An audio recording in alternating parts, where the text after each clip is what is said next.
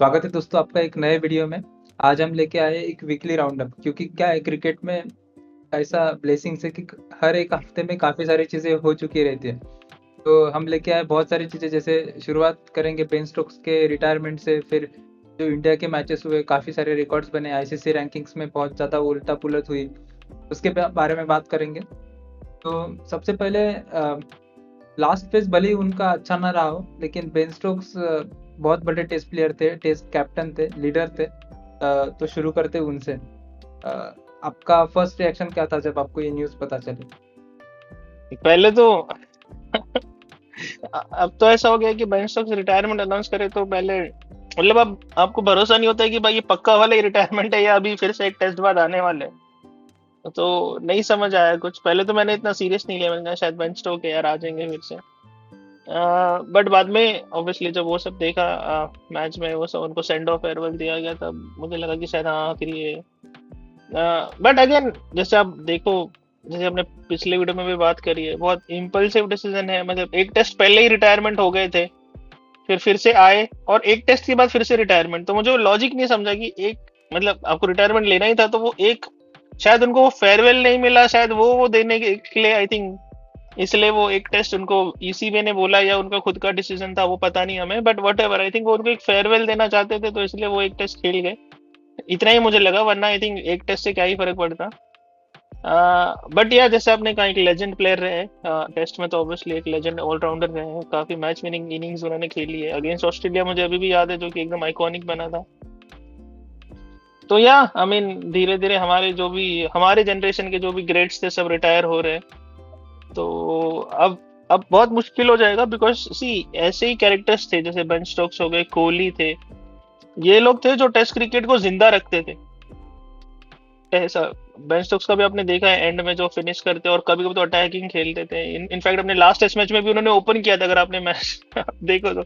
और एकदम पहले बॉल से ही एकदम हिटिंग मोड में थे वो, कि मैं तो बैस बॉल से फिनिश करूंगा। हालांकि इंग्लैंड हार गई टेस्ट मैच, बट ठीक है, उन्होंने, वही तो उनका मेन रहा है कि ऐसे लोग ही, जैसे मैं कह रहा था कि टेस्ट क्रिकेट को अलाइव रखते हैं, जिंदा रखते हैं। तो ऐसे लोग अब जा रहे हैं, तो अभी आई थिंक बड़ा क्वेश्चन मार्क होगा आईसीसी के लिए भी, कि अब भाई लोग टेस्ट क्रिकेट देखेंगे भी तो किसके लिए। ऐसे कोई कैरेक्टर्स अभी न्यू जनरेशन में तो ऐसा मुझे कोई दिख नहीं रहा। सो या बड़ी सोचने वाली बात है। And happy retirement to Ben Stokes, finally he is retired from all formats, international formats.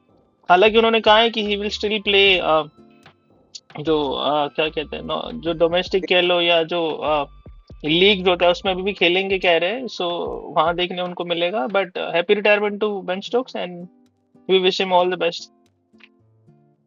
बिल्कुल, क्योंकि मैं पहले सोच रहा था ना कि 6 महीने हो जाने देते हैं, फिर वीडियो बनाते हैं फिर कंफर्म हो जाएगा। कंफर्म हो जाएगा।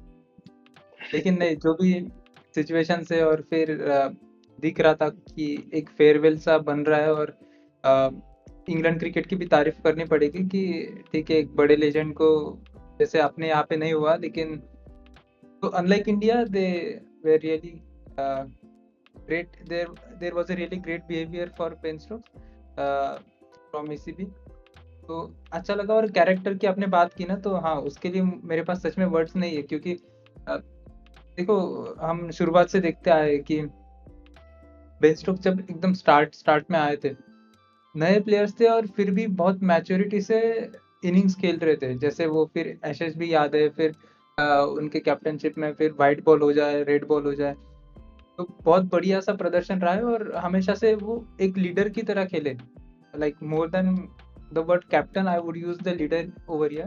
क्योंकि जैसे काफी बार इंग्लैंड जैसे एक गंदे फॉर्म से जा रही थी, तो वो एक संदेश देना था ड्रेसिंग रूम में, तो उसके लिए उन्होंने पोस्ट मैच प्रेजेंटेशन का जो ये था, उसमें बोला कि मुझे अभी एग्जैक्ट वर्ड्स नहीं याद, लेकिन जो मेरे माइंड में कंक्लूडेड है, वो वर्डिंग्स वो ये थी कि भाई,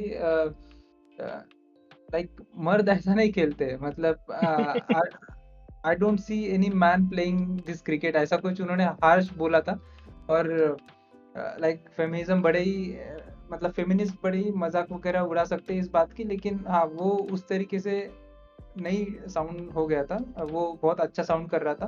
और उसके बाद इंग्लैंड क्रिकेट की ठीक ठाक वापसी भी हुई थी। तो हाँ, कैरेक्टर की बात करें तो लाइक जो चाहिए आपको, टेस्ट क्रिकेट में जैसे आपने बोला Virat Kohli, Steve Smith, Ken Williamson, हाँ हालांकि एग्रेसिव नहीं थे but in mindset like how to attack the ball, how to play that ball, patience, वो सब चीजें उनमें भी थी।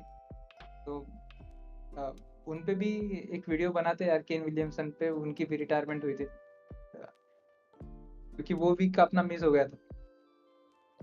हाँ मतलब हमने केन विलियमसन की बात तो करी थी एक वीडियो में, हालांकि उन पे हमने एक अलग से वीडियो नहीं बनाया, बट हमने बात करी थी कि अनफॉर्चुनेट है क्योंकि केन विलियमसन के भी 10,000 टेस्ट रन रह गए थे एंड वो काफी पास थे, लाइक विराट कोहली के फिर भी आई थिंक 730 थे एंड केन विलियमसन के कुछ 500 ऑड रन ही बचे थे।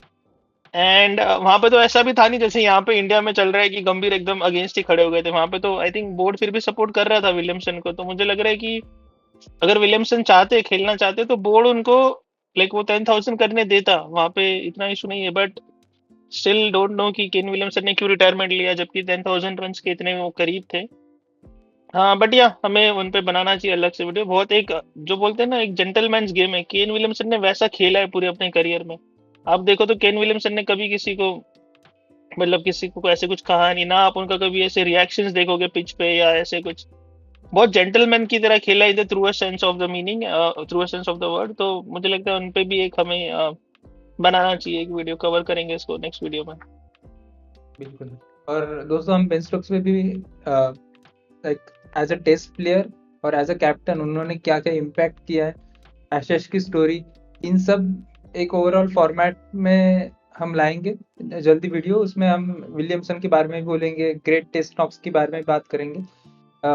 फिलहाल चलते हैं मेरे ख्याल से अगले टॉपिक पे।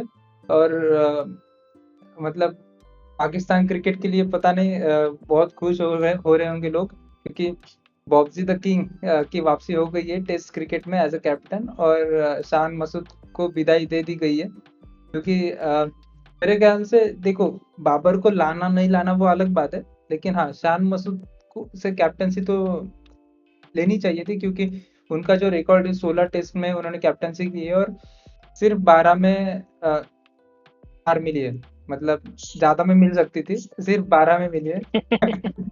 तो वही वो काफी निराशाजनक वो सब प्रदर्शन रहा। वो भी कि कोच से क्या नाम था उनका कोच का? जो अभी शान मसूद के टाइम पे थे, या अभी नहीं जो अभी। रिसेंट रिसेंट तो माइक हैसन थे ना। हाँ माइक हेसन। हाँ वही under the coach Mike Hesson, वो फिर भी वो कर नहीं पाया पाकिस्तान। तो शायद अभी मैनेजमेंट में डिसीजन लिया है कि बॉब्जी द किंग की वापसी हो ही जानी चाहिए। और देखते हैं मतलब कैसा खेलते हैं। आपको क्या लगता है, बाबर सही थे या किसी और की तरफ देखा जा सकता था? आई थिंक किसी और की तरफ देखा जा सकता था, क्योंकि ऐसे मुझे लगता है कि जैसे एक प्लेयर के साथ आपने ऑलरेडी एक्सपीरियंस करके देख लिया है एंड वो नहीं प्रूव कर पाए, राइट? मतलब जैसे Babar Azam no doubt is a wonderful batsman, one of the best in Pakistan, लेकिन आपने देखा है कि जब उनको कैप्टन बनाया था तो उनका परफॉर्मेंस तीनों फॉर्मेट्स में डिप हुआ था, वनडे में भी, ओडीआई में भी और टेस्ट में। तो वो उनका जो एक काफी लंबा टाइम चला था जब वो कैप्टन थे कि उनसे सेंचुरी नहीं लग रही थी एंड रन्स भी कुछ ज्यादा बन नहीं रहे थे, लाइक। तो उसके बेस्ड ऑन दैट ही उनको ड्रॉप किया था from captainship. In fact even test team से भी उनको ड्रॉप किया था रिसेंटली, अभी रिसेंटली उनको वापस लिया उन्होंने बांग्लादेश के खिलाफ, बट उसके पहले वो टेस्ट टीम का हिस्सा भी नहीं थे, उनको ड्रॉप किया गया था। तो एज ए प्लेयर मुझे लगता है बाबर आजम तो पाकिस्तान की टीम में होने चाहिए, बिकॉज ऑब्वियसली आपके पास और कौन है अच्छा खेलने वाला। तो एज ए प्लेयर तो आपको उनको रखना ही चाहिए टीम में, नो डाउट, इरिस्पेक्टिव ऑफ कि कैसे भी फॉर्म में हो, क्योंकि वन ऑफ द बेस्ट है वो आपके पास। बट एज ए कैप्टन मुझे वो कैप्टनसी ब्रेन या कैप्टनसी माइंड उनमें दिखता नहीं है। मुझे लग रहा था कि कैप्टनसी के लिए आपको किसी और को देखना चाहिए था जो थोड़ा आपको ऐसे लगे कि स्ट्रेटेजाइज हो, ब्राइट हो। बाबर आजम की तरफ आई थिंक कैप्टनशिप के लिए तो नहीं जाना चाहिए था टीम में, हालांकि उनकी टीम में जगह बनती है। बाकी शान मसूद का तो मुझे यही नहीं पता चला कि इनको कैप्टन बनाया क्यों था फर्स्ट प्लेस में, क्योंकि ये टीम में थे नहीं, अगर आपको याद हो तो। इनको टीम में लाया गया जब बाबर आजम को ड्रॉप कर रहे थे और इनको सीधे कैप्टन बनाया। एंड कैप्टनशिप तो चलो दूर की बात है, पहले मुझे समझा नहीं ये एज ए बैट्समैन भी कैसे टीम में फिट होते हैं। ये नंबर 3 पे आते हैं और इनका टेस्ट एवरेज आप देखो तो 30 का एवरेज है। भाई कौन से टॉप ऑर्डर बैट्समैन का आप मेरे को बताओ 30 का एवरेज है टेस्ट में? 30 के एवरेज रोहित आप टेस्ट में। हाँ, सॉरी। रोहित शर्मा। नहीं नहीं, पर अभी काफी इम्प्रूव हो गया रोहित शर्मा का। रोहित शर्मा का पहले 30 था, जब वो नीचे उनको जब लाइक कंसिस्टेंटली मौके नहीं मिलते थे और वो नीचे आते थे, तब उनका एवरेज काफी लो था। बट जब से उन्होंने फिर ओपन करना शुरू किया तो उनका एवरेज काफी इंप्रूव हो गया। अभी भी आई थिंक वो 40 के आसपास होंगे एवरेज में। हाँ, ओवरसीज में 30 के आसपास है, 30 के आसपास। 32 के समथिंग। हाँ, इंडिया में क्योंकि उन्होंने बहुत रन बनाए बहुत 60 के आसपास, तो वही हम्म एवरेज अभी बेटर हो गया। बेटर हो गया। नहीं, मैं तो इरफान मसूद को आपको ओवरऑल कह रहा हूँ, ओवरऑल 30 का ही एवरेज है। यानी टॉप ऑर्डर बैट्समैन का आप कैसे जस्टिफाई कर सकते हो 30 टेस्ट में? यहाँ पे तो T20 में लोगों के एवरेज 30 से ज्यादा है, तो अब टेस्ट में 30 रन का आप क्या करेंगे? आप 500 लोग बना रहे हैं, अब 30 रन बना के आउट होके कैसे चलेगा? तो मुझे तो जैसे मैंने कहा, मेरे को तो उनकी जगह ही नहीं लगती थी कि टीम में बनती है, बट उनको कैप्टन बनाया गया है। कुछ लोगों ने तो ये भी क्रिटिसाइज किया कि पूरे पाकिस्तान में टीम टीम में वो इकलौते हैं जो अच्छे से इंग्लिश बोल पाते, समझ पाते, इसलिए उनको बना दिया कैप्टन। क्योंकि और कोई क्वालिटी तो मुझे उसमें दिखी नहीं यार। और जब ये इंग्लैंड आए थे तो उनमें भी थोड़ा एक वो आ गया था बैस बॉल का, कि वो भी अटैक करने लग गए थे, जिसमें हालांकि मेजोरिटी वो फेल ही हुए। एक दो इनिंग में उन्होंने क्विक फायर 50 मार दिया तो लोग एकदम उनको बेन स्टोक्स से कंपेयर करने लग गए थे कि भाई ये भी अटैक कर सकता है। बट यार कम ऑन यार, कंसिस्टेंसी तो चाहिए ना। अब 30 के एवरेज से क्या आप बेन स्टोक बन रहे हो यार? पहले कंसिस्टेंसी तो लाओ अच्छे से थोड़ा। तो मुझे लग रहा है सही डिसीजन है वो तो टीम में उनकी जगह नहीं बनती। बाबर आजम टीम में होने चाहिए, not as a captain. Captain के लिए आपको कोई और देखना चाहिए। आई डोंट नो उनके पास अब कैप्टन में कौन है यार। एक Salman Ali Agha white ball cricket को कैप्टनशिप कर रहे हैं, आई थिंक वो मुझे काफी, आई डोंट नो, कंपेयर्ड, ऐसे नहीं कहूंगा कि वो बेस्ट कैप्टन है पाकिस्तान के, but compare to Babar Azam and Shan Masood वो थोड़े मुझे बेटर लगते हैं।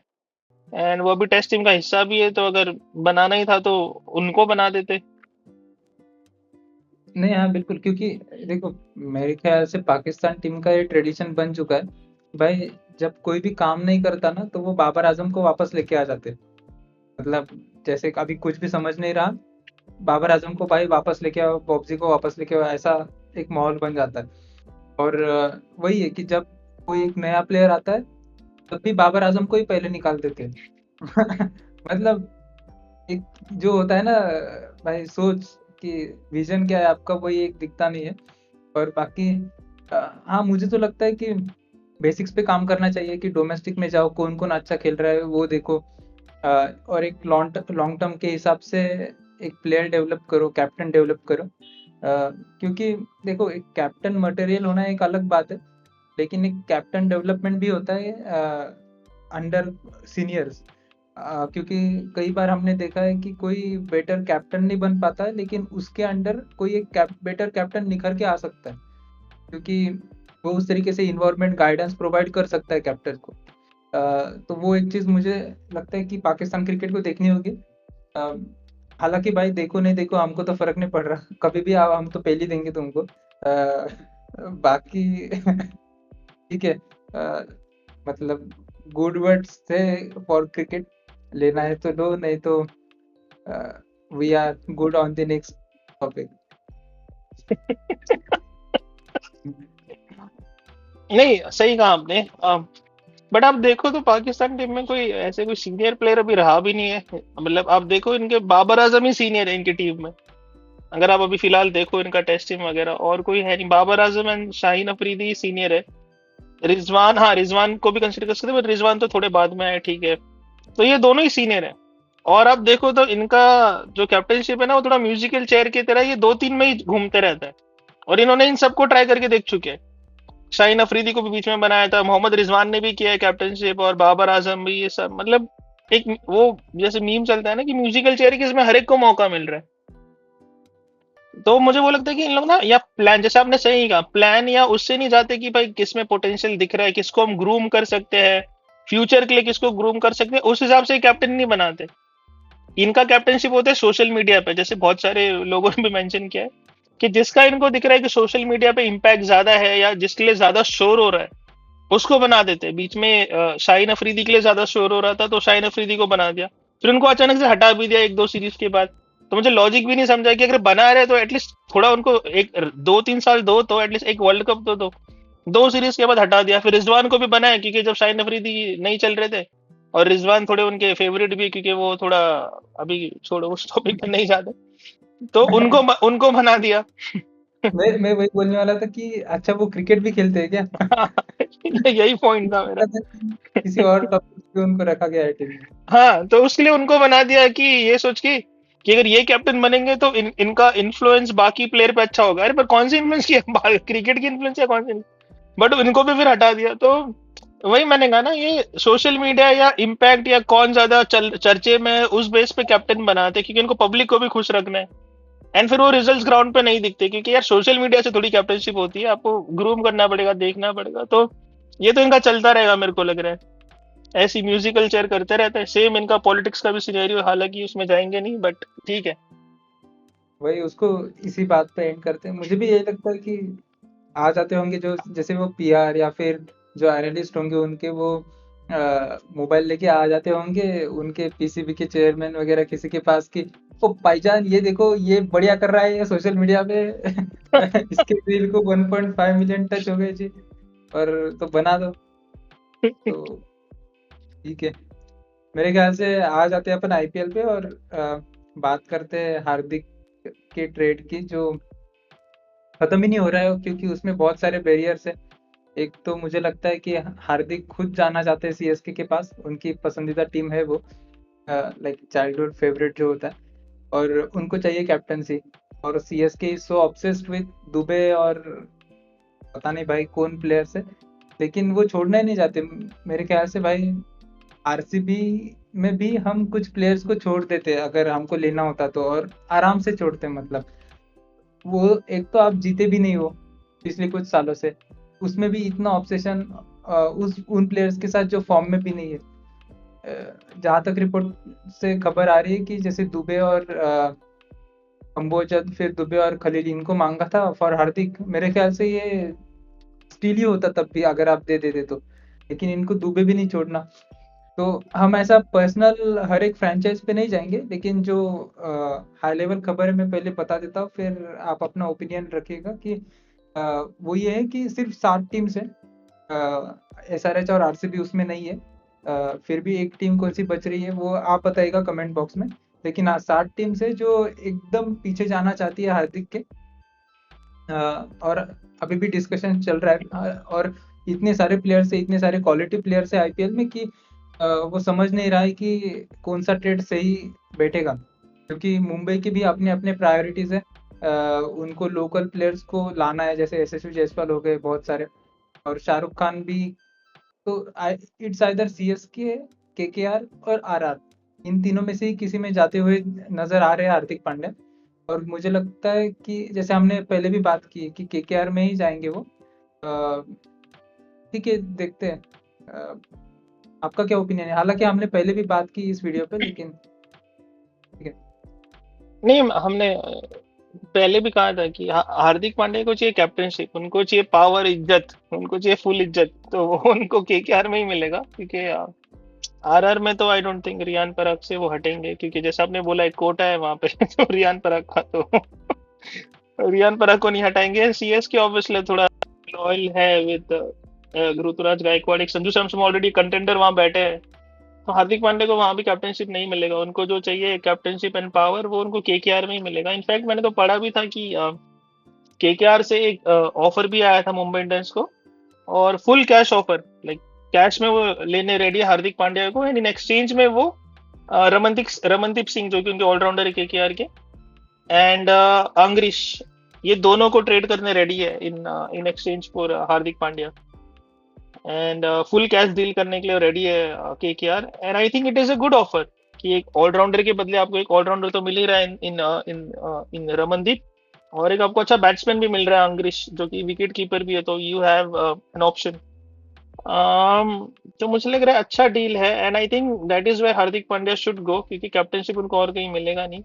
एंड केकेआर को जरूरत है यार, KKR, I mean KKR also understands कि वो अभी काफी नीचे है, क्योंकि उनका टीम फॉर्मेशन ही, हारना एक अलग बात है, लेकिन आपका तो टीम ही 11 अभी श्योर नहीं है, और आपको पता ही नहीं कैसे जीतना है। So in that case I think KKR is more focused on getting Hardik Pandya, क्योंकि वो राइट 11 बनाना चाहते हैं, उसमें हार्दिक पांड्या बहुत अच्छे से फिट इन हो जाएंगे।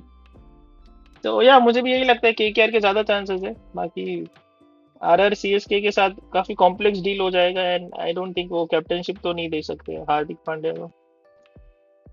वही सीएसके अगर देना भी चाहे तो वो 2-3 बार सोचेंगे कि नया कैप्टन ला रहे हैं अपन, और एक माहौल का क्या होगा। मुझे लगता है उस केस में अगर उनको देनी है कैप्टनसी तो फिर ऋतुराज गायकवाड़ को छोड़ ही दो। मतलब आप वैसे भी उनको अच्छे तरीके से यूटिलाइज नहीं कर पा रहे हो, और वो कैसे प्लेयर है वो सब बात की बात है, लेकिन एक होता है कि प्लेयर्स का इवॉल्व होना उस फ्रेंचाइज में, वो हमने देखा नहीं है अब तक। फर्स्ट सीजन फ्रेश आके सब मार देते, या फिर बहुत सारे प्लेयर्स मार सकते हैं। तो ऋतुराज गायकवाड़ ने भी बहुत बढ़िया खेला था वो 1-2 सीजन, बट उसके बाद वो जो धार है वो दिखी नहीं है। तो फिर उससे अच्छा तो आप मुंबई इंडियंस को दे दो, मतलब कैप्टनसी स्वैप हो जाए। हालांकि ये बहुत बड़ा ट्रेड होगा, तो उस केस में आप हार्दिक को बना भी सकते हो कैप्टन। लेकिन ठीक है, बहुत सारे इफ्स एंड बट्स है, बट हाँ, ओवरऑल यही सब सिनेरियो है जो हमने आपके साथ डिस्कस किया। और मुझे लगता है कि इसी के साथ अगला टॉपिक पे बढ़ सकते हैं अपन, और आईसीसी रैंकिंग्स की बात कर देते हैं। एक फ्रेश एकदम स्प्रिंट मार देते हैं कि कौन कौन कहाँ कहाँ खड़ा है, और क्या सिचुएशन बन रही है वर्ल्ड रैंकिंग्स में। तो इंडिया तो देखो ओडीआई और टी20 में नंबर 1 टीम बन ही चुकी है। हालांकि टी ट्वेंटी में अभी भी नंबर 1 है। हाँ हाँ हाँ, लेकिन जिस तरीके से चल रहे, पता नहीं कितने देर के लिए है, लेकिन वी आर नंबर 1। और टेस्ट में देखो, टेस्ट में हम नंबर 4 पे गए हैं, और पूरा जैसे मुझे याद है विराट कोहली के एरा में हम लगातार 4-5 साल नंबर 1 टेस्ट टीम थे। 3 साल तो टेस्ट मैच भी जीते। तो फिर रोहित शर्मा ने भी थोड़ा गंदा तो किया था, लेकिन हाँ, उससे हम ऑसिलेट हो रहे थे 1-2-3 में, लेकिन इतना बुरा नहीं था। लेकिन जिस तरीके से गंभीर के आने बाद हम सीधा चौथे नंबर पे आए, और फिर डब्ल्यूटीसी से भी जो पत्ते अपने कटते जा रहे हैं, और हर डब्ल्यूटीसी के साइकिल के लिए एक नए नए रीजंस भी आ रहे हैं। मतलब एक वर्ल्ड कप जीत जीत गए तो कोई उस पर सवाल भी नहीं कर रहा है। तो ठीक है, ये है स्टैंडिंग्स। और ऑस्ट्रेलिया तो देखो, ऑस्ट्रेलिया भी टॉप 3 में है हर जगह। लेकिन हाँ, टी20 में जो मैं बात कर रहा था, अपन नंबर 1 पे है और इंग्लैंड नंबर 2 पे। और यही सीरीज हो सकती है जो स्वैप हो जाएगा एकदम, अगर इंडिया ने हार गई, मतलब इंडिया तो इंग्लैंड के साथ। क्योंकि देखो, जैसे बेसिक लॉजिक यही है ना, इंग्लैंड अगर ऑस्ट्रेलिया से खेल रही होती और इंग्लैंड सब जीतती, तो ज्यादा जीतना पड़ता ताकि वो नंबर 1 आए। लेकिन यहाँ पे नंबर और 1 और नंबर 2 के बीच में ही है, तो वो फासला ऑटोमेटिकली कम हो जाएगा अगर एक टीम हाराती है तो। मतलब जस्ट हाफ एफर्ट्स लगाने पड़ेंगे। लेकिन ठीक है, अगर प्लेयर्स के बारे में मैं आपका ओपिनियन जानना चाहूंगा। पहले टेस्ट की बात करते हैं, और टेस्ट में पहले नंबर पे है ट्रेविस हेड, और टॉप 5 में कोई भी इंडियन नहीं है। और हम ये काफी समय बाद देख रहे हैं कि कोई भी इंडियन नहीं है यहाँ पे। ओके, शुभमन गिल भी नहीं है? शुभमन गिल का क्या रैंक है वैसे? टॉप 10 में तो होने चाहिए शुभमन गिल। हाँ, टॉप 10 में है। अभी एक से बड़ा है अफगानिस्तान के सामने। अच्छा नहीं, अफगानिस्तान का तो अनऑफिशियल टेस्ट था शायद। तो हाँ, शुभमन गिल अभी 6 पे है। ओके। हाँ, करंटली तो अभी इंडिया में एक ही बैट्समैन है टेस्ट में एटलीस्ट, बाकी सब तो आई डोंट नो, इतने कंसिस्टेंट नहीं है कि वो रैंकिंग में आ सके। ठीक है, वैलिड है मुझे लग रहा जायसवाल 9 पे, और ऋषभ पंत 13 पे। है। ओके। हाँ, ऋषभ पंत का आई थिंक वो नीचे थोड़ा ड्रॉप हुआ है, वरना वो भी टॉप 10 में रहते थे कोहली के साथ। जायसवाल भी ड्रॉप हो गए, जायसवाल का भी I think may be because consistently chances नहीं मिलते, बट या आ सकते हैं आगे। क्योंकि वो सिर्फ टेस्ट खेल रहे हैं, बाकी टाइम वो उनको नहीं मिलता है, टीम के साथ नहीं खेलते, so may be I don't know, इतना फॉर्म में नहीं है, बट आ जाएंगे वो। आई थिंक अभी जो नेक्स्ट सीरीज होगा तो उसमें मजा आएगा देखने। एक प्लेयर है जो काफी तेजी से आगे बढ़ रहा है, पता नहीं उनको क्या हवन वगैरह क्या करवा के आए हो एकदम। डेरी मिचेल की बात कर रहा हूँ मैं। टेस्ट में वो सीधा इंग्लैंड के सामने की जो सीरीज थी, उसके बाद सीधा 5 पॉइंट से जंप मारी और 11 पे आए। और फिर टी20, सॉरी ओडिया में तो नंबर 1 बैट्समैन है ही, और सिग्निफिकेंट डिफरेंस है with Shubman Gill and Virat Kohli. Okay okay, Virat Kohli का तो यार अब ऐसे ही कि इतने मैचेस ही हो नहीं रहे, तो अब लाइक मैं तो शॉक्ड हूँ कि अभी भी वो टॉप 3 या 5 में है, बट इतने मैचेस हो ही नहीं रहे, वो हार्डली 10 मैच खेल रहे हैं। उसमें भी 1-2 सीरीज में उनको रेस्ट मिल जाता है, अगर जैसे छोटी मोटी टीम है तो वो कैसे कीप अप करेंगे विद अदर्स, जहाँ पे डेरिल मिचेल ऑलमोस्ट हर मैच खेल रहे हैं न्यूजीलैंड का, शुभमन गिल हर मैच खेल रहे हैं, तो मुश्किल है कीप अप करना। But Daryl Mitchell no doubt बहुत अच्छे फॉर्म में है, लाइक मैंने उनको 2023 वर्ल्ड कप से देखा था, और उसके बाद से जो उनका एक फॉर्म चल रहा है, इनफैक्ट वर्ल्ड कप में भी जो सेमीफाइनल में जो वो खेल रहे थे पारी, तो एक टाइम तो लग रहा था कि मैच लेगा इंडिया के हाथ से, बट ठीक है इंडिया ने काफी ज्यादा स्कोर कर लिया था, तो वो मुश्किल ही था एंड तक। बट उसके बाद से जो वो खेल रहे हैं, और वो irrespective of which format, ODI हो, T20 हो, टेस्ट हो, बहुत अच्छा खेल रहे हैं। और बहुत कम ही आप ऐसे देखोगे कि जैसे वो टॉप ऑर्डर बैट्समैन नहीं है, वो ओडीआई में भी 5 पे आते हैं, टेस्ट में भी 4-5 ऐसे नंबर पे आते हैं, T20 में भी। तो ऐसे नंबर पे आके बैट्समैन को टॉप करना रैंकिंग बहुत बड़ी बात है, क्योंकि इतना उनको मौके, मतलब जैसे वनडे में भी कोई इतना नीचे आ रहा है तो उतने ओवर्स रह नहीं जाते, मोस्टली आपके टॉप ऑर्डर जो होते हैं वो मैक्सिमम ओवर्स खेलते हैं। तो इतने नीचे आके भी कंसिस्टेंटली स्कोर करना, एंड बहुत कम ही लोग हैं जो लोअर ऑर्डर में बैटिंग करते हुए रैंकिंग्स में टॉप आए थे। उनमें अगर एक दो नाम मैं आपको बताना चाहूँ तो MS धोनी एक थे, जो लोअर ऑर्डर खेलते हुए, लोअर ऑर्डर नहीं बट मिडल से नीचे फिनिशर के रोल में खेलते हुए भी नंबर 1 पे थे, और उनके पहले माइकल बेवन करके हुआ करते थे, ऑस्ट्रेलियन टीम से खेलते थे। तो ऐसे बहुत कम ही प्लेयर है जो नीचे खेलते हुए भी टॉप रैंकिंग्स में आते थे। डेरिल मिचेल नो डाउट अच्छे बैट्समैन है, बहुत अच्छे से खेलते हैं, मतलब सिचुएशन के हिसाब से खेलते हैं, अटैक भी करना चाहते हैं, शॉट्स भी एकदम क्लीन शॉट्स, ऐसे नहीं कि स्लॉक कर रहे हैं फिनिशर है तो, बहुत क्लीन शॉट्स मारते हैं, सामने ज्यादा प्रेफर करते हैं, मोस्टली स्ट्रेट हिट करते हैं, एंड अच्छा लगता है देख के, हाइटेड है तो बाउंसर वगैरह भी अच्छा खेलते हैं, सो आई थिंक डिजर्विंग है, आई थिंक वनडे में या। बिल्कुल। और एबी डिविलियर्स भी याद आते हैं जो टॉप में रहते थे, चार हाँ पांच नंबर पे खेल। वही डैरी मिचेल का वही एक अच्छा है कि सामने ज्यादा खेलते हैं, और हमने बात की ये समय समय पे कि जो प्लेयर सामने ज्यादा अच्छा खेलते हैं वो ज्यादा कंसिस्टेंट रह पाते हैं ओवर द टाइम, क्योंकि शॉर्ट टर्म में भले ही आपका एवरेज नीचे चले जाए जो स्लॉक करते हैं या फिर साइडवेज मारते हैं, लेकिन लॉन्ग टर्म में बिल्कुल आप रहोगे। और वही बात है, जैसे इनका डेब्यू तो काफी पहले हो गया था, लेकिन फिर भी अब इनका वो पीक है वो आ रहा है, और वो एक्सपोनेंशियली हुआ है, क्योंकि कभी भी ये ऐसा नहीं है कि हाँ अभी स्पाइक आया है इनका, ये काफी छोटे छोटे स्पाइक ये देते आए हैं बीच बीच में। लेकिन हाँ ओडीआई में अगर अपन मूव करें तो मस्त सीन दिखता है कि सेकंड पे है शुभमन गिल, फिर थर्ड पे विराट कोहली, और फिर फोर्थ पे रोहित शर्मा। अ, अच्छा तो लगता है देखने में। बस विराट कोहली यार मैं चाहता हूँ कि जरा हाई नोट पे खत्म करें। तो दो बैरियर है, एक शुभमन गिल, हालांकि उनको मैं बैरियर मानता नहीं हूँ कि, क्योंकि ठीक है एक तो इंडिया के ही प्लेयर है, और जैसे जैसे वर्ल्ड कप भी बाहर है तो उनके रन थोड़े कम भी हो सकते हैं, जिस ट्रेन से वो चल रहे वो स्लो हो सकती है। बाकी डेयरी मिचेल है कॉम्पिटिटर में। मतलब नहीं, इसके लिए विराट कोहली को मतलब जितने भी ओडीआई मैचेस है सारे खेलने पड़ेंगे तो ही चांस है कि वो, क्योंकि अगर वो कम से कम मैचेस खेलेंगे तो फिर चांसेस कम है कि आप ग्रो, मतलब उतने आप पॉइंट्स कलेक्ट कर पाए।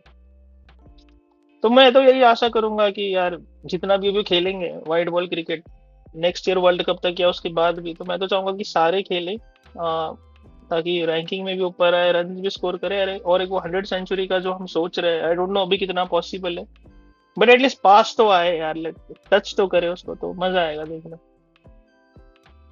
बिल्कुल। और T20 में मैं आपको बता दूं कि वहाँ पे एक थोड़ा चेंज आया है। आपको अगर याद होगा, ईशान किशन एक साल तक टीम में थे नहीं, और वर्ल्ड कप के जस्ट पहले या फिर वर्ल्ड कप में टीम में वापस आए। फिर उस समय के बाद, सॉरी, जिस तरीके से ईशान किशन खेले अभी इस पॉइंट ऑफ टाइम में, वो इंडिया के number 1 ICC rank T20 player है।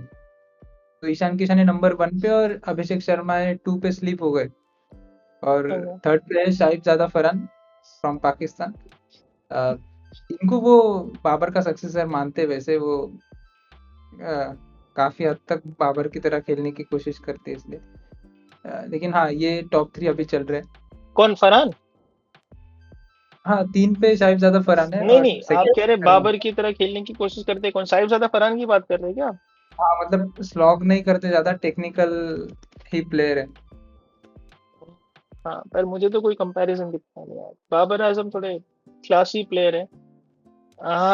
फरहान को आप टेक्निकल प्लेयर खेल सकते हैं, बट वो मुझे स्लॉगर ही लगते हैं पावर प्ले में। मैं इसलिए स्लॉगर कहूंगा क्योंकि आप देखो तो ऐसे इंडिया के अगेंस्ट भी मैच हुआ एक, तो उन्होंने वो फेमस डॉक्यूमेंट्री भी बना दी क्योंकि बुमराह को सिक्स मार दिया।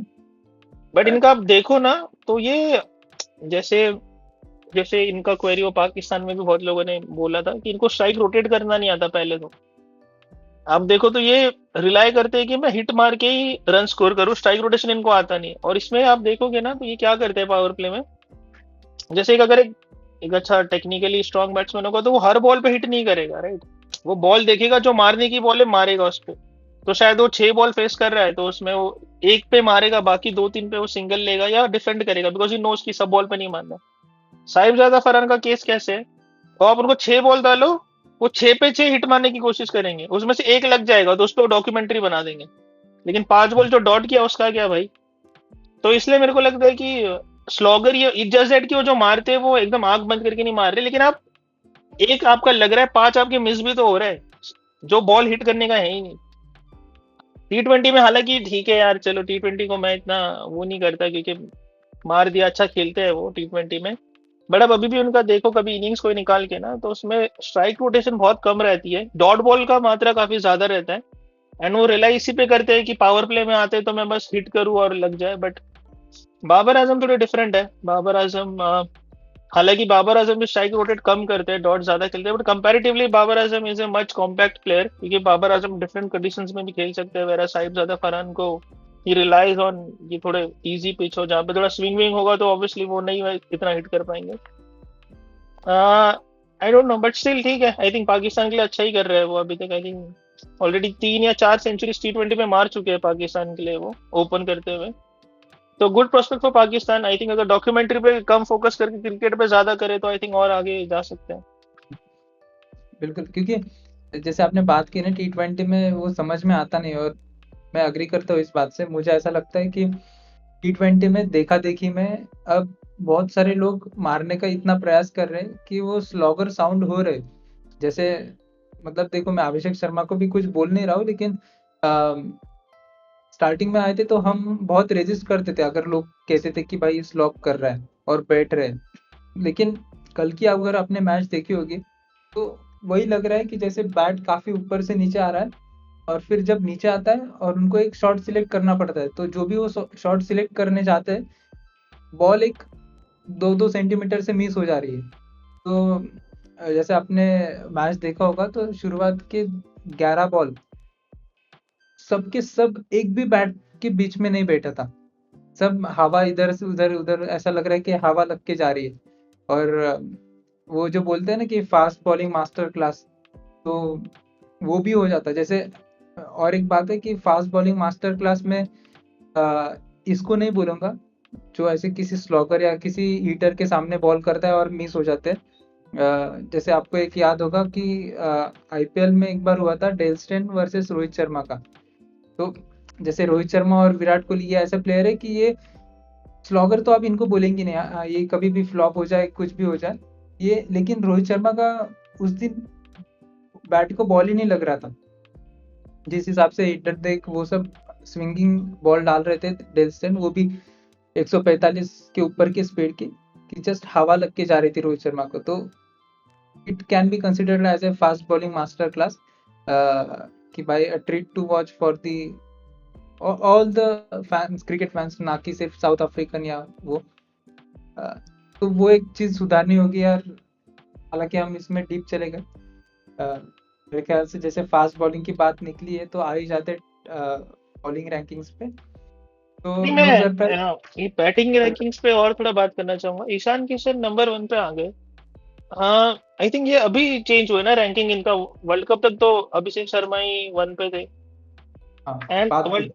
हाँ, वर्ल्ड कप के बाद अगर देखो तो ईशान किशन ने 3 पारियां खेली अभी तक। आयरलैंड के अगेंस्ट 2 एंड नहीं सॉरी 4 हो गई। इंग्लैंड के अगेंस्ट 2 2 खेली, 4 पारी हो गई। एंड 4 पारियों में इतना उन्होंने ऐसा कुछ खास किया नहीं कि उनको अब नंबर 1 मिले। तो मुझे समझ में नहीं आ रहा, या तो अभिषेक शर्मा बहुत बुरा खेले कि वो ड्रॉप हो गए नीचे, क्योंकि ईशान किशन की तो इन 4 पारियों में ऐसा कुछ हुआ ही नहीं है कि यार जिससे उनको प्रमोट करें नंबर 1 पे। ना ऐसे कोई फास्ट फॉर की, इनफैक्ट कल का भी आप इनिंग देखो तो काफी स्लो था। कंपेयर टू जो वो खेलते हैं, जो स्ट्राइक रेट से वो खेलते हैं, काफी कल स्लो खेले वो। 130 का ही हाँ स्ट्राइक रेट था कल। हाँ, एंड और उसके ऊपर से या में रन आउट भी हो गए थे बहुत जल्दी। हाँ, तो मैं वही कह रहा हूँ कि वर्ल्ड कप की बात की, जो 4 इनिंग हुई है, 2 against Ireland and 2 against England, उसमें इतना कुछ खास उन्होंने किया नहीं है। तो या तो ऐसे हो सकता है कि अभिषेक शर्मा ने इतना बुरा खेला है 4 इनिंग में कि उनके पॉइंट्स गिर गए और ये वन पे आ गए, क्योंकि इन्होंने भी इतना कुछ खास किया नहीं। इनफैक्ट अभिषेक शर्मा ने तो फिर भी चलो यार एक 50 मारा था आयरलैंड के अगेंस्ट, और कल भी अच्छा खासा स्टार्ट दिया था पहले, अभी लास्ट मैच में भी जो कल हारी इंडिया। तो हाँ थोड़ा स्ट्रेंज लग रहा है मेरे को ये डिसीजन है। हाँ, मतलब वो देखो ये मैथमेटिकली कैलकुलेट होता है सब कुछ, और ठीक है, मतलब वो पहले ही बहुत क्लोज थे। और ऊपर से अभिषेक शर्मा के भी एक दो डक्स आ गए ना, वो भी गोल्डन डक्स, तो उसके भी डीमेरिट पॉइंट्स मिले होंगे उनको।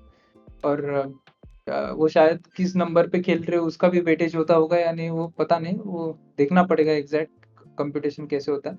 बट हाँ, अभी भी बहुत कम डिफरेंस है। इट जस्ट दैट एक दो इनिंग्स के बाद, जैसे पहले मैच के बाद हुआ था शायद ये। लेकिन ठीक है, आगे बढ़े। या मैं ये जानना चाहूंगा, सूर्य कुमार यादव अभी भी है क्या रैंकिंग में? हाँ, फुल रैंकिंग ओपन करनी पड़ेगी टॉप 10 में तो। T20 में तो आई थिंक होने चाहिए वो यार। क्योंकि वर्ल्ड क्या कप बात तक कर। तो थे, वर्ल्ड कप तक तो थे वो रैंकिंग में टॉप 10 में। आई थिंक अभी भी होंगे शायद, क्योंकि उसके बाद इतने मैचेस हुए नहीं है वर्ल्ड कप के बाद अभी तक। हाँ सॉरी वो, लेकिन ये कमाल की चीज है ना, एक साल हमने देखा है कि बंदा कुछ खेला नहीं है, एक डेढ़ साल, फिर भी वो है 8वें नंबर पे। ओह माय गॉड, और बेचारा टीम से बाहर। रैंक 8 प्लेयर आपका टीम से बाहर बैठा है, च्युइंगम खा रहा है। हाँ, उस हिसाब से देखे तो वर्ल्ड कप विनिंग कैप्टन भी। तो कहीं पे एक मीम पढ़ रहा था कि जैसे वो, आपने मूवी देखी है गब्बर इज बैक, हाँ हाँ हाँ हाँ। पे बोलते हैं कि 4 कोस मील एक माँ अपने बच्चे को बोलती है कि सो जा वरना गब्बर आ जाएगा। तो कल सब बोल रहे थे वैभव को कि भाई ढंग से खेल वरना संजू आ जाएगा। पेस को बोलने जा रहे हैं कि, मतलब वो सीरीज ही चल रही है कि पेस को बोल रहे हैं भाई ढंग से खेल वरना स्काई आ जाएगा, और नहीं चाहिए हमको। आना बाप।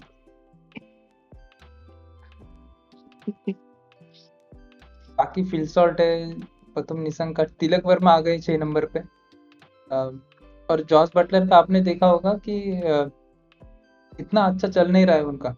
लगभग 1.5-2 साल हो गए, लेकिन वही ये ऐसे प्लेयर है कि इन्होंने पहले इतना कुछ अचीव करके रखा है कि अभी भी वो 7वें नंबर पे। जॉर्ज बटलर तो प्लेयर है यार। इंग्लैंड भी कभी उनको, इंग्लैंड को पूरा भरोसा है कि जॉर्ज बटलर का चलने दो, लेकिन जिस दिन वो चल गए तो फिर मैच वन साइड हो जाता है। और ऐसे प्लेयर ही चाहिए आपको T20 में। 4 में से अगर एक मैच में भी वो चल जाते हैं तो मैच आपका उधर ही खत्म हो गया। सेम गोस फॉर, पर सेम गोस फॉर ये हमारे जो श्रेयस अय्यर की भी मैं बात कर रहा था, कैप्टन की। पर श्रेयस अय्यर यार, आई डोंट नो, इसके बारे में अलग से बात करेंगे कल के मैच के बारे में, इंडिया वर्सेस इंग्लैंड की, तो उसमें डिटेल में जाएंगे। बट या, आई थिंक ये सब प्लेयर्स है जो आने चाहिए रैंकिंग में। श्रेयस अय्यर भी अगर कंसिस्टेंटली खेलेंगे, अभी तो 4 ही मैच हुआ है T20 इंडिया के लिए, but I think he is also capable की कंसिस्टेंसी के साथ स्कोर भी कर सकते हैं, तो आ सकते हैं, he can come in top 10। हाँ बिल्कुल आ सकते हैं, क्योंकि अभी क्या है, ये अब तक की रैंकिंग से तो पिछले 4 साल में श्रेयस अय्यर वैसे भी बाहर थे टीम से, क्योंकि गौतम गंभीर आए तब से वो प्लान्स में थे नहीं। और फिर 2024 का भी वर्ल्ड कप नहीं खेले, तो उसके 1 साल पहले तक भी वो प्लान्स में नहीं थे, इसीलिए आए नहीं, इंजर्ड भी थे। तो लेकिन हाँ, हम जरूर उनको देखेंगे, जैसे पिछले 2 पारियों में उन्होंने एक 68 और फिर एक 37 रन के बनाए, और ऐसे उनके बहुत सारे पारियां आएंगे। और वैसे 4 नंबर पे खेले हुए प्लेयर्स काफी कम दिखते हैं अपने को इस रैंकिंग में, तो बिल्कुल वो दिख जाएंगे मुझे तो लगता है। बाकी वाइट बॉल क्रिकेट की बात करें तो Rashid Khan number 1 white ball player है, both in ODIs and T20। नहीं, डिजर्विंग है आई थिंक। मतलब इतने साल से खेल रहे, लेकिन अभी भी ट्रिक करते हैं बैट्समैन को। अभी भी बहुत सारे बैट्समैन उनको समझ नहीं पाते, उनका कौन सा घूमेगा कौन सा सीधा जाएगा। सो आई थिंक बहुत बड़ी बात है यार, क्योंकि मुझे याद है एक टाइम पे श्रीलंका के एक बॉलर हुआ करते थे, इनका नाम कुछ तो था, अजंता मेंडिस जो थे। जब वो इनिशियली आए थे तो आपको पता होगा कि उन्होंने इंडिया को बहुत ट्रबल किया था, जहाँ पे उन्होंने एक ही मैच में 6-7 विकेट ले लिए थे इंडिया के लिए। वो कुछ एशिया कप था या ट्राई सीरीज कुछ तो था, जिसमें एक ही मैच में उन्होंने 6 विकेट ले ली थी इंडिया की, और कोई पढ़ ही नहीं पा रहा था उनको। और बहुत सारे टीम्स ने स्ट्रगल किया उनको इनिशियल फेजेस में। पहले 1-1.5 साल तो मतलब वो सब जगह छा रहे थे, जो भी मैच खेल रहे विकेट पे विकेट लिए जा रहे हैं, पढ़ ही नहीं पा रहा। बट एक टाइम के बाद टीम्स ने उनको पढ़ना शुरू किया, क्रैक करना शुरू किया, फिर उसके बाद वो उतना इफेक्टिव नहीं रहे। तो ऐसे होता है क्रिकेट में, क्योंकि आप जब नए नए आते हो तो लोगों को इतना पता नहीं होता है आपके बारे में, आपके गेम प्ले के बारे में। तो आप इनिशियली थोड़ा वर्क कर जाओ अगर आप कुछ मिस्ट्री लेके आ रहे हो तो। बट टेक्नोलॉजी के साथ with the help of analyst teams आपको क्रैक करने लग जाती है थोड़ा टाइम के बाद। वो same goes for bowler as well, batsman as well. Batsman में भी लोग वीकनेस ढूंढ ही लेते हैं, कितना भी कॉम्पैक्ट बैट्समैन क्यों ना हो, ये सब टीम्स ढूंढ लेते हैं कि सबका वीकनेस कहाँ है, कौन क्या है। तो ऐसे एनवायरनमेंट में, मतलब ऐसे टेक्नोलॉजी की दुनिया में राशिद खान इतने साल से खेल रहे हैं, और अभी भी अगर टीम स्ट्रगल कर रही है टू पिक हिम, तो आई थिंक ये तो बहुत बड़ी बात है एज ए स्पिनर। और इस मामले में मैं एक बैट्समैन की भी तारीफ करना चाहूंगा, क्योंकि पहले जमाने में इतना एनालिसिस और फिर इतना स्कोर पे मतलब वेटेज नहीं दिया जाता था, क्योंकि हम देखते थे कि वीडियोस वगैरह भी अवेलेबल थे, लेकिन हाँ, एक वीडियो से ही वो एनालिसिस करते थे, या फिर कोई वो भी नहीं करता था। लेकिन हाँ, उस टाइम में सचिन तेंदुलकर जो थे वो इस मामले में बहुत माहिर थे कि जैसे पेसर हो, स्पिनर हो, उनका हाथ पहला कौन सा गिर रहा है, दूसरा कौन सा गिर रहा है, वो लाइन लेंथ वो एकदम बढ़िया भाप लेते थे। और जैसे हमने बहुत सारी कहानियां सुनी है, जैसे नॉन स्ट्राइकर एंड पे थे, तो जो बैट्समैन खेल रहे हैं उनको बताते थे कि बैट के डायरेक्शन से, कि जैसे बैट की डायरेक्शन से बताते थे, ऐसे रखा है तो बाहर जाएगा, अंदर जाएगा, और फिर साइड से बताते थे कि किस तरफ जाएगा। मतलब आप देखो कितना इजी हो जाता था प्लेयर्स के लिए, और सेम प्लेयर इधर आके नॉन स्ट्राइकर एंड से उनके लिए नहीं कर पाता था ये चीज, क्योंकि हालांकि वो सेल्फ सफिशिएंट थे वो पहचानने में। तो वो मुझे एक बहुत बड़ी बात लगती है। और इसी बीच मेरे को और एक किस्सा याद आ रहा है, जैसे मोहम्मद कैफ बता रहे थे कि क्या लीजेंड्स लीग की जब मैचेस चल रहे थे, तो नेट्स में बॉल डाल रहे थे सचिन तेंदुलकर इरफान पठान को, और अंपायर या उनके बाजू में खड़े थे मोहम्मद कैफ। तो सचिन तेंदुलकर ने मोहम्मद कैफ को बोला बॉल डालने से पहले कि कैफ देखना, अब मैं क्या करूंगा, इरफान पठान को चौथे पांचवें नंबर का बॉल डालूंगा बाहर जाने वाला, और वो कवर्स की तरफ खेलने जाएगा और एज लगेगा और स्लिप में आउट होगा। इतना बोल के सेम बॉल डालना, फिर इरफान पठान को इतना अच्छे से पहचानना कि वो इरफान पठान बाहर की तरफ ही, कवर्स की तरफ ही खेलने जाए, और एज लग के स्लिप में आउट होना। मतलब आई मीन 3-4 चीजें वर्क होनी चाहिए इस मामले में। तो वो मोहम्मद कैफ बता रहे थे कि वो क्यों भगवान है। तो ये एक छोटा सा एग्जांपल आप देखिएगा, क्योंकि उस टाइम पे इतना अच्छा पीआर और सोशल मीडिया था नहीं, तो बहुत सारी ऐसी स्टोरीज है कि जो छुप गई है। लेकिन जैसे 2015 तक मैं बोलूंगा कि इतना था नहीं, तो विराट कोहली और धोनी, सचिन की, इनकी बहुत सारी स्टोरीज है जो कि छुप गई है। क्योंकि आप अगर देखोगे कि कोहली का जो पता चलने लगा, वो उसके बाद ही पता चलने लगा, एक 2017-18 वो फेज के बाद, जब बहुत ज़्यादा इंस्टा वगैरह एक्टिव होने लगे। क्योंकि फेसबुक चलता था, लेकिन उतना फास्ट पेस नहीं था, एआई भी कम था to get the relevant contents and all. ठीक है, जैसे वरुण चक्रवर्ती की मैं बात करूंगा कि रैंकिंग ड्रॉप हो गई है। वर्ल्ड कप तक वो नंबर 1 पे थे, अभी उनके आगे ऑब्वियसली राशिद खान तो है ही, और फिर अबरार अहमद भी है, आपको याद होगा, हम्म। पाकिस्तान के प्लेयर।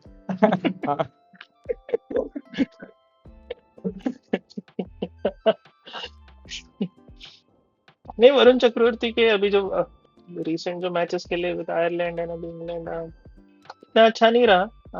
कल के मैचेस में भी इतना अच्छा नहीं परफॉर्म करता है, so that could be one of the reason. ये देखो, यही चीज का ना हमने बात किया था कि इंडिया में ये लोग इतना सूटेबल पिचेस बना रहे for Indian batsman, Indian spinner, कि ये लोग अच्छा कर लेते हैं, बट बाहर इनको जब इनके सूटेबल पिच नहीं मिल रहा है, ऐसे कह सकते हैं। तब स्ट्रगल कर रहे हैं, मतलब एकदम वरुण चक्रवर्ती बहुत ऑर्डिनरी बॉलर दिखते हैं जब उनको कुछ असिस्ट नहीं मिल रहा हो तो, जैसे जबकि इंडिया में तो एज वो मिस्ट्री स्पिनर ऐसे बोल दिए डालते हैं और चलते भी है। बट तो ये इंडिया के लिए भी सोचने वाली बात है कि आप पिचेस तो फ्लैट बना रहे हो, बट उसके साथ आप कि बॉलर्स जो है वो कितना डेवलप हो रहे हैं, बिकॉज डिफिकल्ट है यार।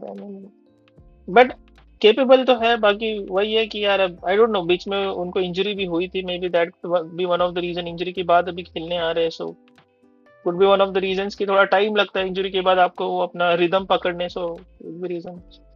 ज्यादा भागते भी तो नहीं है शायद, भागते भी है तो फिर हो जाता है थोड़ा इश्यू। हाँ, वो भागने से मुझे एक याद आया कि अभी कल के मैच में, हालांकि कल के मैच में इसकी बात करेंगे पोस्ट मैच वीडियो में, डिस्कशन में, लेकिन बहुत बढ़िया कैच पकड़ा उन्होंने। और मैं वरुण चक्रवर्ती से बिल्कुल भी एक्सपेक्ट नहीं करता वो इतना बढ़िया कैच पकड़े, क्योंकि वो बहुत कमजोर फील्डर माने जाते हैं। एकदम फास्ट आना, जो फ्लिक किया था बटलर ने, जॉस बटलर ने, वो गेंद भी बहुत बढ़िया थी, सेटअप किया था 3 गेंद बाहर और फिर चौथी अंदर, और फिर एंगल के साथ फ्लिक किया बटलर ने, और बहुत बढ़िया टाइमिंग थी जंप की, और वो भी ऐसा 1.5 हाथ में पकड़ा है उन्होंने। बहुत बढ़िया कैच था, तो पूरी तरीके से फिट तो नजर आया एक ही कैच में, क्योंकि उनका एक फिंगर का इंजरी था, वो कैच बढ़िया तरीके से हाथ में आया तो उससे तो, और बॉलिंग भी डाली तो उससे फिंगर का तो नामो निशान हट जाता है। और फिर पैर भी दुरुस्त थे, क्योंकि जंप मारना लैंड करना वो बढ़िया बात है। वेट बस थोड़ा और कम कर दे तो बढ़िया हो जाएगा। बाकी यार मिचेल स्टार्क की मैं बात करना चाहूंगा कि रिटायर हो गए फिर भी अभी भी तीसरे रैंक पे मिचेल स्टार्क, और मैट हेनरी भी है उनके ऊपर, लेकिन वही जैसे टॉप पे जसप्रीत बुमराह 870 पॉइंट्स के साथ, फिर मैट हेनरी 861, काफी क्लोज है। और इन दोनों के पॉइंट्स अभी अभी बढ़े जब स्टार्क रिटायर हो चुके हैं उसके बाद, और स्टार्क के है 838।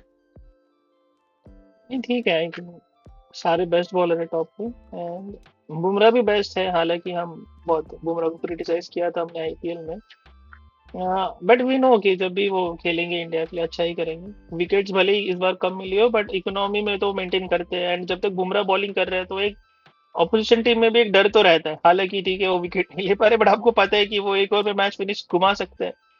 एक या तो वो बहुत अच्छी ओवर डाल देंगे जिसमें आप रन ही नहीं स्कोर कर पाएंगे, या तो आप एक ही ओवर में दो विकेट ले लेंगे और मैच खत्म कर सकते हैं।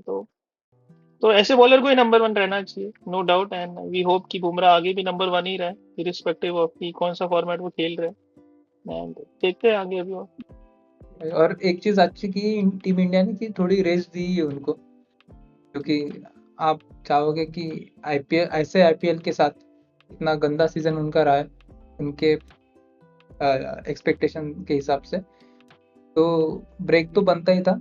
अभी मैं तो पता नहीं इस सीरीज में तो नहीं आ रही, T20 सीरीज में, और ओडीआईज में आएंगे सीधा मुझे लगता है।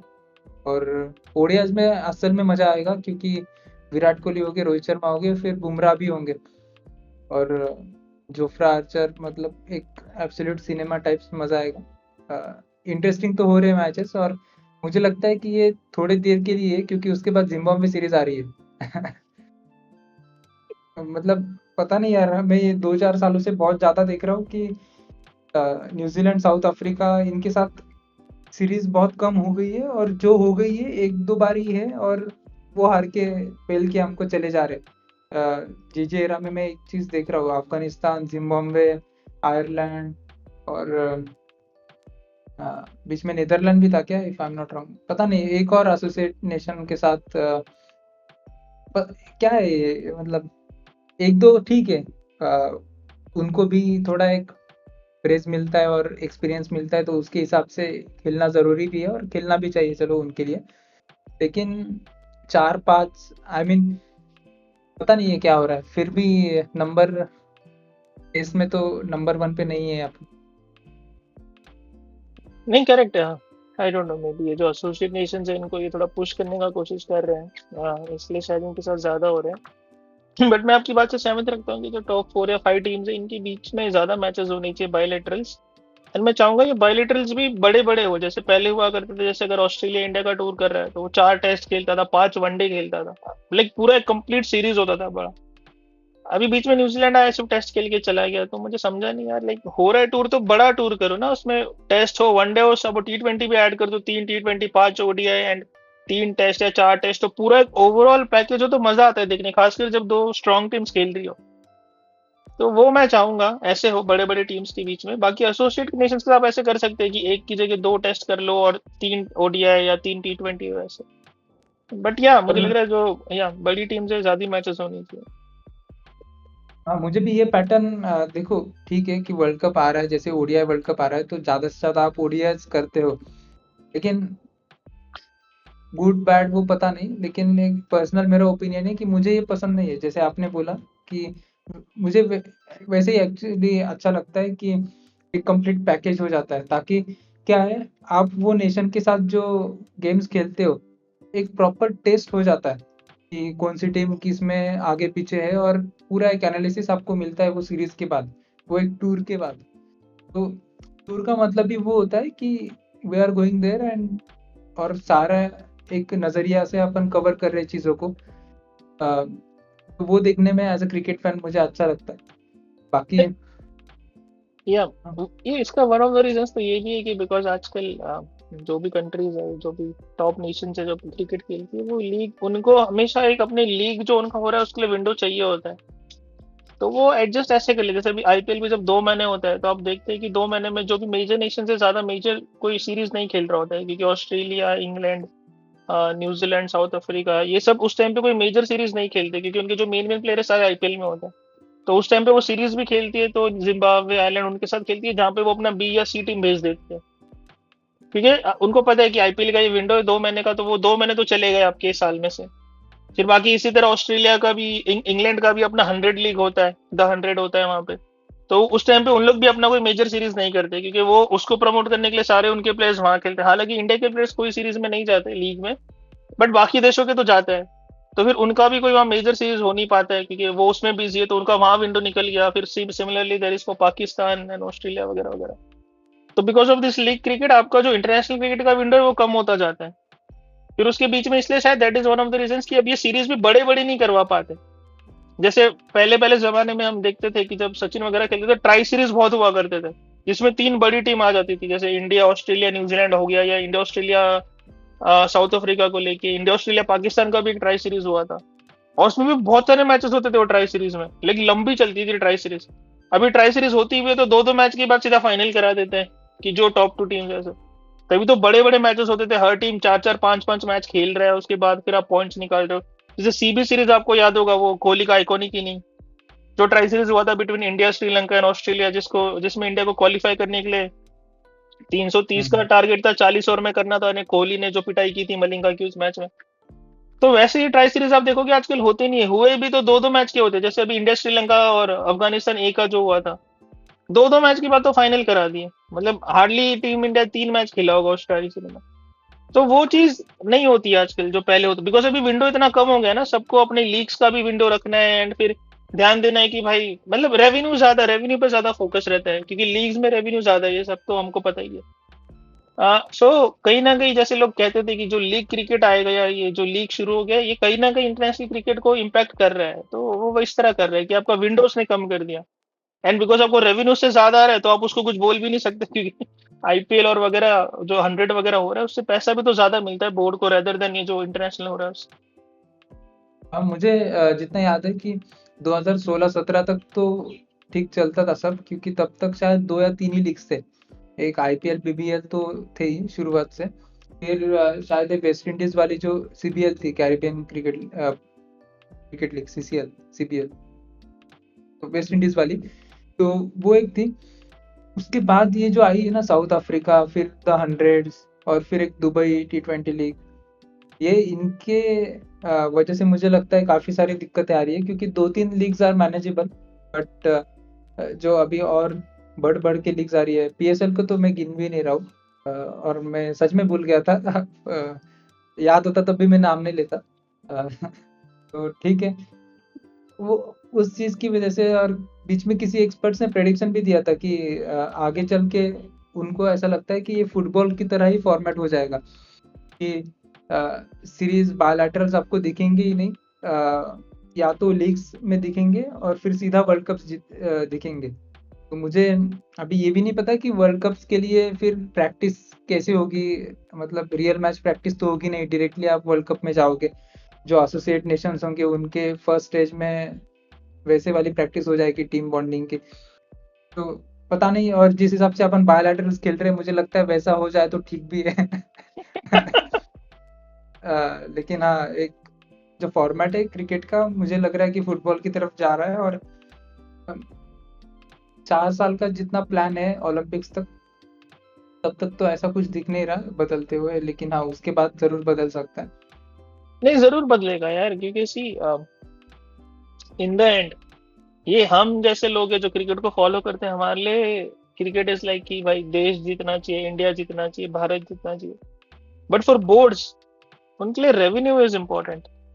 तो वो रेवेन्यू पे ज्यादा फोकस करते हैं, और उनको अगर दिख रहा है कि भाई आईपीएल से ज्यादा रेवेन्यू आ रहा है तो वो आईपीएल पे ज्यादा फोकस। जैसे अभी हमने बुमराह की बात करी, कि आप देखो तो इंडियन इंडियन टीम का जो मैनेजमेंट है, वो हमेशा मेक श्योर करता है कि बुमराह को इनफ रेस्ट मिले कोई भी इंपॉर्टेंट सीरीज के पहले। बट आपने देखा होगा बुमराह कभी आईपीएल में रेस्ट नहीं करते। ऐसा क्यों है? जैसे अभी मुंबई इंडियंस का इस साल का आप सीजन देखो, मुंबई इंडियंस तो लाइक आधे लीग तक पता चल गया था कि मुंबई इंडियंस बाहर है, राइट? तो उसके बाद आप बुमराह को रेस्ट दे सकते थे ना मैचेस में, क्योंकि अब तो वैसे भी बाहर थे, आप क्यों उसको खिला रहे हो? इवन लास्ट मैच तक बुमराह खेल रहे हैं, जो कि फॉर्मेलिटी मैच था। तो मैं वही कह रहा हूँ कि आप देखो कि बिकॉज वहां पे रेवेन्यू आता है, तो इसलिए वो नहीं बिठाएंगे उनको। जबकि वो बिठा सकते थे ना, बुमराह को रेस्ट दे सकते थे भाई, कि हम वैसे भी लीग से बाहर है, आप क्यों खेल के अपना वर्कलोड बढ़ा रहे हो, आप लास्ट के 2-3 मैच स्किप कर दो, रेस्ट कर लो। नहीं करते, जबकि बीसीसीआई ध्यान देता है कि इंडियन सीरीज के लिए उसको रेस्ट मिले, बट मुंबई इंडियंस कभी उसको रेस्ट नहीं करा था। एंड सी पावर इतना है कि बीसीसीआई मुंबई इंडियंस को बोल भी नहीं सकता कि भाई तुम बुमराह को रेस्ट कराओ, हमको अगले सीरीज में उसको खिलाना है। बिकॉज रेवेन्यू है यार, आईपीएल से रेवेन्यू उनको आ रहा है, टीम से जितनी भी फ्रेंचाइजी खेलती है वो बीसीसीआई को पे रेवेन्यू देती है, तो पे करती है, तो वो इसलिए उनका से नहीं बनता है उसमें कुछ। तो वो प्रॉब्लम हो जाता है यहाँ पे।